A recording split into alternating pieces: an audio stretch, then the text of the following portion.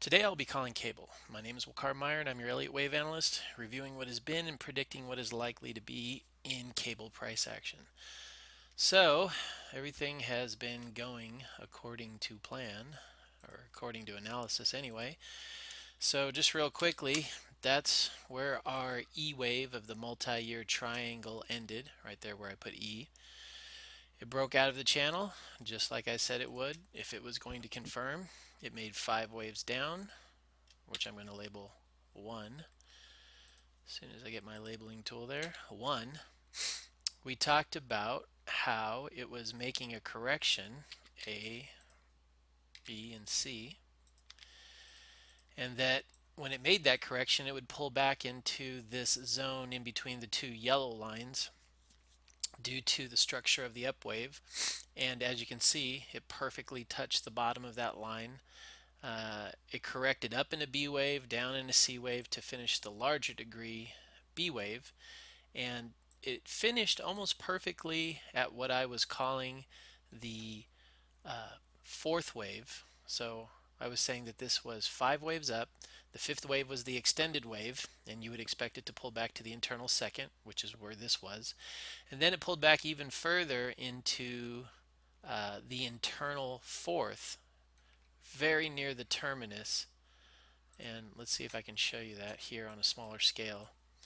So here was the terminus of the fourth, right here, because I believe it was a triangle. And as you can see, so here's the terminus, right there, and boom, look at that. That's where it pulled back to before it went up, finished its 5 waves, and that finished 2. So let me go ahead and go back to the 27-minute chart. This is a 3-minute, by the way. And that's one of the things I love about Elliott Wave. Of course, Bernanke did his dog and pony show at Jackson Hole, and a lot of people were probably wondering, what's the dollar going to do? What's the Dow going to do? I didn't really care because I knew that it didn't matter what he said because the wave is going to finish its pattern regardless, and sure enough, that's what happened. So there's where we would label our second wave. I'm going to go ahead and get rid of these trend lines. Alright, so now the trend lines are gone.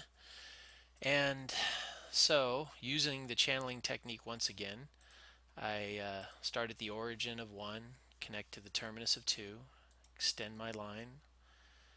Where is it? Extend right, new parallel, and as you can see, price broke out of the channel. So that's a pretty good indicator that this is not a correction, at least not on this scale, and that indeed we have started a third wave. And the way I'm going to go ahead and label that is, as you can see, 1, 2. This will be a smaller degree 1. Whoops, wrong labeling. That will be a smaller degree 1. This wave down that I'm calling 1 right here may not be quite finished yet. It may have a little bit further to go. Regardless, I'm not going to sweat it too much about trying to stress over the internals of this wave. I'm just going to let it play out. I think it's got a long way to go, and it'll reveal itself along the way, and we'll keep track of it here for you.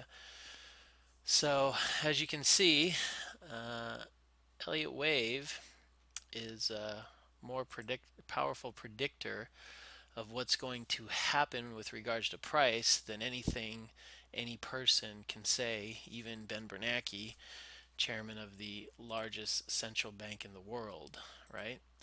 And the dollar took off pretty strong in a long direction. I think it moved something like 100 pips, and that's exactly what I expected. The correlation between the pound and the dollar, has been holding pretty nicely for a while. The dollar moved up just like I expected, which pushed the pound down just like I expected.